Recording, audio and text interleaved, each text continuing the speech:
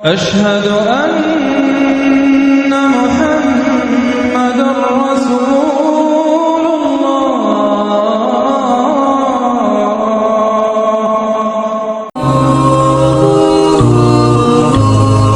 کسی شخص کے بارے میں آپ کو اندازہ کرنا ہو تو دیکھ لیجئے اس کی طلب دنیا کا کیا حال ہے اور طلب عقبہ کا کیا حال ہے۔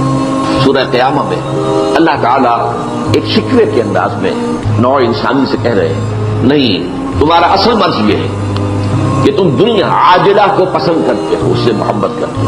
یہی بات سورۃ الاعلیٰ میں فرمائی گئی، اصل مرض تمہارا یہ ہے کہ تم دنیا کی زندگی کو ترجیح دیتے ہو، ترجیح، حالانکہ آخرت بہت بہتر بھی ہے اور باقی رہنے والی ہے۔ دنیا فانی ہے، چند روزہ ہے، اللہ کا ایک دن تو 1000 برس کا ہے، آپ اپنی گنتی کر دیں کیا اس کی حیثیت ہے۔ ہمارا دین یہ نہیں کہتا کہ دنیا کو چھوڑ دو، نہیں، لیکن ترجیح دو آخرت کو، اور تمہاری کیفیت وہ ہو جانی چاہیے کہ بازار سے گزرا ہو، خریدار نہیں۔ اسی طرح جو بات ہے بڑے ہی کانٹے کے انداز میں کہی گئی ہے سورہ کہف کے آغاز میں، یہ جو کچھ زمین پر ہے ہم نے اسے زمین کا بناؤ سنہار بنا دیا ہے تاکہ ہم آزمائیں کہ کون ہے ان میں سے بہتر اعمال کرنے والے۔ یہ امتحان ہے، اس دنیا کی زیبائشیں، آرائشیں، آیا آپ ان کے طالب بن گئے؟ دن رات کی محنت و مشقت اسی کے لیے ہے، یا یہ ہے کہ آپ در حقیقت آخرت کے طالب ہیں؟ اور یہ آج کی دنیا میں اپنی انتہا کو پہنچ گیا تھا۔ دنیا اتنی حسین کبھی نہیں تھی جتنی آج، اور ظاہر بات ہے آدمی کھنچتا ہے اس کی طرف، تو اس لیے فرمایا بس یہی امتحان ہے۔ اب اس کے ضمن میں ایک حدیث، یہ حضرت ابو العباس سعد بن سعد الساعدی رضی اللہ تعالیٰ عنہ سے مروی ہے۔ وہ فرماتے ہیں ایک شخص حضور صلی اللہ علیہ وسلم کی خدمت میں حاضر ہوا اور اس نے کہا، اے اللہ کے رسول صلی اللہ علیہ وسلم، میری رہنمائی فرمائیے کسی ایسے عمل کی طرف کہ جب میں اس پر عمل کر لوں تو اللہ مجھ سے محبت کرنے لگے اور لوگ بھی مجھ سے محبت کرنے لگے۔ اب جواب کیا؟ فقال، دنیا میں زہد اختیار کرو، اللہ تم سے محبت کرے گا۔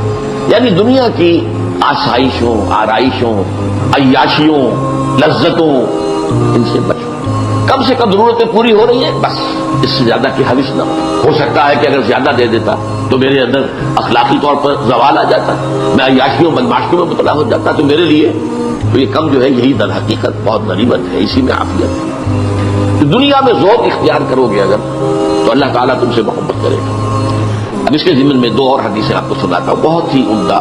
حضور فرماتے ہیں، ایک صحابی جو اس کے راوی ہے وہ کہتے ہیں کہ حضور نے مجھے میرے کندھے سے پکڑا اور فرمایا، دیکھو دنیا میں ایسے رہو، گویا تم اجنبی ہو، دنیا کے اندر دنیا کے معیارات کے اعتبار سے نامور ہو جانا، مشہور ہو جانا، صاحب اقتدار ہو جانا، صاحب ثروت ہو جانا، یہ نہ ہو، دنیا میں رہو جیسے کہ اجنبی۔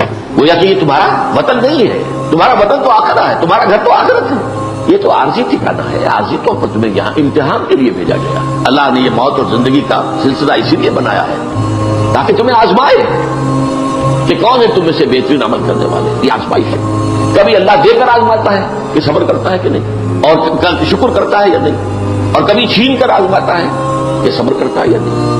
حرف شکایت زبان پر نہ آئے، اللہ کی طرف سے ہے۔ ایک دوسری حدیث میں سن لیجیے، یہ بڑی پیاری ہے۔ حضور نے فرمایا، مالی ولی دنیا، دیکھو مجھے تمہاری اس دنیا سے کیا سروکار ہے۔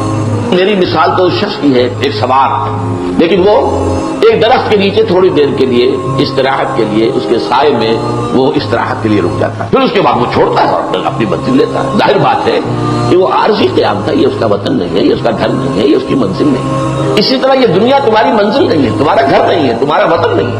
حضور نے فرمایا، انما دنیا خلقت لکم وانتم خلقتم للآخرہ، یہ دنیا تمہارے لیے پیدا کی گئی کیونکہ اسی میں تمہارا امتحان ہونا ہے، لیکن بہرحال اس میں اللہ نے تمہاری ضرورتوں کو پورا کرنے کی جو چیزیں رکھی ہیں ان کو استعمال کرو، لیکن یہ کہ اس کو مطلوب اور مقصود اور محبوب نہ بنا دو۔ دنیا میں رہو، کوئی حد نہیں، کن فی دنیا، رہو دنیا میں، اور دوسری یہ مجھے تمہاری دنیا سے کیا سروکار۔